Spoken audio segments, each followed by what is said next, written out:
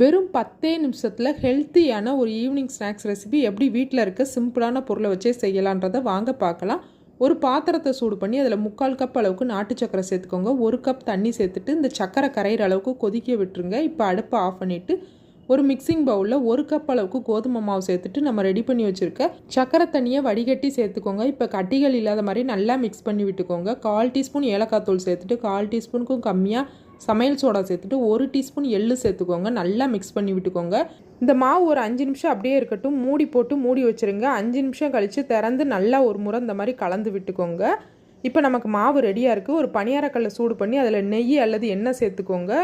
அடுப்பை மீடியம் ஃப்ளேமில் வச்சுட்டு ஒவ்வொரு குழிலையும் நம்ம ரெடி பண்ணி வச்சுருக்க மாவை ஊற்றிட்டு ஒரு சைடு வெந்த உடனே அப்படியே திருப்பிடுங்க.